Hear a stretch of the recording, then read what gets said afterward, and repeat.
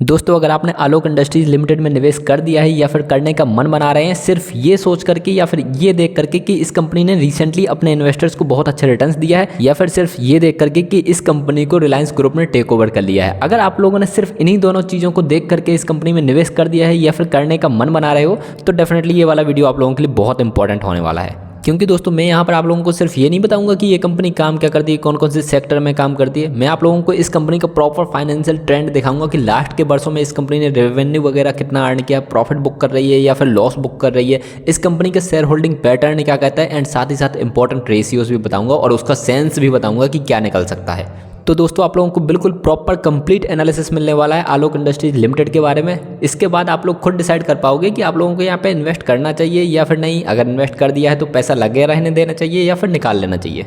तो दोस्तों, बात स्टार्ट करते हैं इस कंपनी के काम से। तो ये कंपनी टेक्सटाइल का बिजनेस करती है। इसकी प्रेजेंस कॉटन और पॉलिएस्टर सेगमेंट में भी है, मतलब कॉटन के कपड़े भी बनाती है, पॉलिएस्टर के कपड़े भी बनाती है। इन दोनों में बेसिक अंतर ये होता है कि कॉटन का कपड़ा बहुत ज़्यादा सॉफ्ट होता है और पानी को एब्जॉर्ब करता है। पॉलिएस्टर में बेसिकली ये होता है कि पॉलिएस्टर के कपड़े आपको चिकने टाइप के लगेंगे और ये पानी को बेसिकली रिपेल करते हैं। ठीक है, मुझे बेसिकली इतना ही अंतर पता है। जो कपड़ों के बारे में बहुत ज़्यादा शौकीन होते हैं या फिर कपड़ों का नॉलेज बहुत ज़्यादा रखते हैं, तो वो कमेंट में लिख करके बता सकते हैं कि इनमें और क्या अंतर होता है। इसके साथ साथ ये कंपनी लेदर के प्रोडक्ट्स भी बनाती है और एप्रल प्रोडक्ट का लगभग सारी चीज़ें आप कह सकते हो जो आप पहन सकते हो ना, लगभग सारी चीज़ें ये कंपनी मैन्युफैक्चर करती है और उसके अलावा पैकिंग एक्टिविटीज़ भी करती है।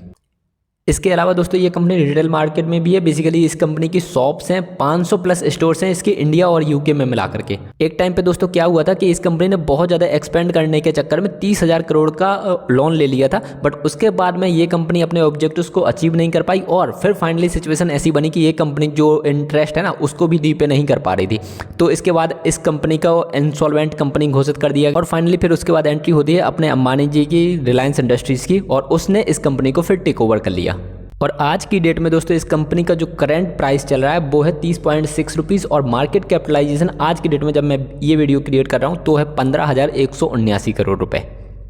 अब दोस्तों, एक बार आप इस कंपनी का ग्राफ देख लो कि इस कंपनी का ग्राफ क्या कहता है। तो लास्ट के एक दिन में इस कंपनी ने माइनस का 2% रिटर्न दिया है, लास्ट के एक वीक में माइनस का 4% गिरी है ये कंपनी, लास्ट के एक मंथ में जरूर 13% का पॉजिटिव रिटर्न दिया है। एक ईयर का देखोगे तो 136.82% का रिटर्न दिया है। बहुत अच्छे रिटर्न होते हैं एक ईयर के अंदर।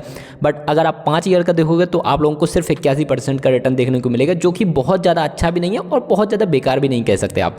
मैक्सिमम रिटर्न देखोगे तो वो भी आप लोगों को 81% के आसपास देखने को मिलेंगे। तो बेसिकली दोस्तों, आप ग्राफ से अंदाज लगा पा रहे होंगे कि ये कंपनी कंसिस्टेंट रिटर्न नहीं दे रही है। रिटर्न तो दे भी सकती है, नहीं भी दे सकती है। तो अगर आप इन्वेस्ट करोगे तो लॉस भी बुक कर सकते हो और प्रॉफिट भी। ठीक है, तो अभी अपन ग्राफ के अलावा बाकी चीज़ें देखते हैं। इस कंपनी के दो सबसे इंपॉर्टेंट रेशियो देखते हैं, वो है financial year P ratio, PB ratio दोनों ही नेगेटिव में है। इसका मतलब है कि कंपनी बहुत बेकार परफॉर्म कर रही है इन दोनों रेशियोज के हिसाब से। क्योंकि पीबी रेशियो माइनस में है, इसका मतलब होता है price to book value ratio. Price positive में है बट बुक वैल्यू नेगेटिव में है, इसका मतलब है कि कंपनी पर डेट है बहुत ज़्यादा।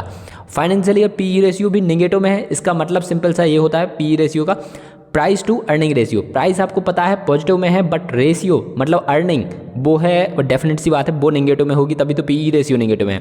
तो इसका मतलब अर्निंग भी नहीं हो रही है, बेसिकली कंपनी लॉस बुक कर रही है।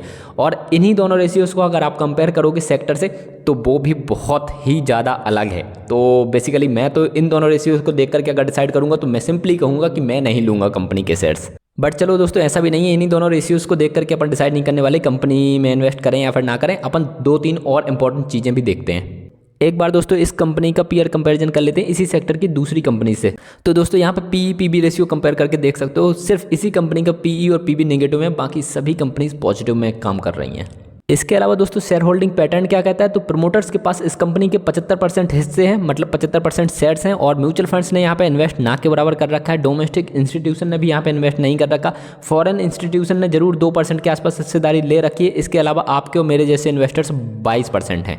तो इससे दोस्तों आप लोग 2 निष्कर्ष निकाल सकते हो कि प्रमोटर्स को तो एक्चुअली में अपनी कंपनी पर भरोसा है कि उन्होंने 75% हिस्सेदारी ले रखी है अपनी कंपनी में। बट आप लोग यहाँ से 2 अंदाजे और भी लगा सकते हो कि म्यूचुअल फंड्स और डोमेस्टिक इंस्टीट्यूशन ने यहाँ पे इन्वेस्टमेंट नहीं कर रखा, जबकि रिटेल्स ने कर रखा है। मतलब आपको मेरे जैसे इन्वेस्टर्स ने तो यहाँ पे इन्वेस्ट कर रखा है। बट म्यूचुअल फंड्स जिनके मैनेजर बहुत ज़्यादा प्रो इंडिविजुअल्स होते हैं इस फील्ड के, बेसिकली उन्होंने इसी फील्ड में स्टडी कर रखी होती है, बट उन्होंने यहाँ पे एक भी पैसा नहीं लगा रखा। जबकि आप मान सकते हो कि उनकी फंडामेंटल एनालिसिस, टेक्निकल एनालिसिस शायद आप लोगों से या फिर मेरे से थोड़ी बहुत बेहतर ही होगी, बट उनके मैनेजर्स ने यहाँ पे बिल्कुल भी पैसा नहीं लगा रखा, और इवन डोमेस्टिक इंस्टीट्यूशन ने भी यहाँ पे बिल्कुल पैसा नहीं लगा रखा। तो ये बहुत ही बड़ा नेगेटिव साइन है इस कंपनी के लिए। अब दोस्तों फाइनल और सबसे इंपॉर्टेंट चीज़ देखते हैं, किसी भी कंपनी को फाइनेंशियल ट्रेंड क्या कहता है। क्योंकि कोई भी कंपनी जब आप भी ओपन करोगे, कोई भी व्यक्ति ओपन करेगा, तो बेसिकली कंपनी को एक्सपेंड करना चाहेगा, कंपनी का रेवेन्यू बढ़ाना चाहेगा, कंपनी का प्रॉफिट बढ़ाना चाहेगा, क्योंकि प्रॉफिट्स के लिए ही तो आपने कंपनी ओपन करी है।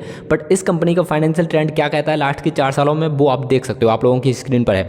लास्ट के 4 साल 2020, 21, 22, 23 फाइनेंशियल ट्रेंड इनका 2021 में जरूर बढ़ा था, मतलब रेवेन्यू इनका 2021 में जरूर बढ़ा था, बट उसके बाद से लगातार 3 वर्षों से रेवेन्यू इनका लगातार घट रहा है। और दोस्तों दूसरी चीज़, प्रॉफिट्स आप देख सकते हो, 2020 में इन्होंने जरूर थोड़ा प्रॉफिट बुक किया, बट 2021 में उससे भी बहुत ज़्यादा इन्होंने लॉस बुक किया। 2022 में फिर से लॉस बुक किया, और 2023 में फिर उससे भी ज़्यादा लॉस बुक किया 2022 के कंपैरिजन में। तो बेसिकली यार मैं तो ये समझ रहा हूँ कि ये कंपनी लगातार 3 सालों से लॉस ही बुक कर रही है। और आप अंदाज़ा लगा सकते हो कि कोई भी कंपनी अगर लगातार 3 सालों से लॉस बुक कर रही है और उसका रेवेन्यू भी लगातार 3 सालों में घट रहा हो, तो वो कंपनी क्या ही कर रही होगी। दोस्तों फाइनली निष्कर्ष यही निकलता है कि इस कंपनी की ज़्यादातर चीज़ें तो निगेटिव हैं, मतलब ये कह रही हैं कि यहाँ पे निवेश ना किया जाए, बट मैं अभी कुछ नहीं कह रहा। मैं सिंपली यहाँ पे आप लोगों को बताऊंगा कि इस कंपनी की देखो ज़्यादातर चीज़ें निगेटिव दिख रही हैं, बट एक पॉजिटिव साइन आप लोग सिर्फ यही समझ सकते हो कि यहाँ पर अंबानी ग्रुप ने इन्वेस्टमेंट कर रखी है, अंबानी ग्रुप ने इस कंपनी को टेकन ओवर कर लिया है। तो वो चीज़ पॉजिटिव हो सकती है, और वो कंपनी हो सकता है इन फ्यूचर इस कंपनी को पॉजिटिव में ला दे, बट अभी कुछ साइन नहीं दिख रहे। आप अगर एनालिसिस करोगे तो आपको एनालिसिस के हिसाब से तो इस कंपनी में कुछ भी पॉजिटिव नहीं लग रहा होगा, सिवाय अंबानी जी द्वारा इस कंपनी को टेक ओवर किया गया उसके अलावा। अगर दोस्तों फाइनली आप मेरा ओपिनियन जानना चाहो तो मैं सिंपली देखो आप लोगों को रिकमेंड मैं कुछ नहीं कर रहा, आप लोगों के लिए तो मैंने सारी चीज़ें बता दी। अब आप खुद एनालिसिस करके देख सकते हो कि आपको इन्वेस्ट करना है या नहीं। अगर मेरा ओपिनियन देखो तो मैं सिंपली यही करूंगा कि मैं इन्वेस्ट नहीं करने वाला हूं, भले ही ये कंपनी और डाउन में मिल जाए, बट मैं इस कंपनी को बाई अभी नहीं करूंगा। जब तक ये फंडामेंटली अच्छी कंपनी नहीं बन जाती है तो मैं इसको बाई नहीं करूंगा। इसके अलावा दोस्तों मैंने बारी पर जरूर वीडियो बना रखा है, उसने लास्ट के 4-5 सालों में अपने इन्वेस्टर्स को लगभग 20,000% का रिटर्न दिया है, तो वो वाले वीडियो पर भी मैंने डिटेल एनालिसिस कर रखा है, आप लोग देख लीजिएगा, एंड स्क्रीन में मिल जाएगा। अपन मिलेंगे अगले वीडियो में, आप लोग अपना ध्यान रखिए, बाय बाय, टेक केयर।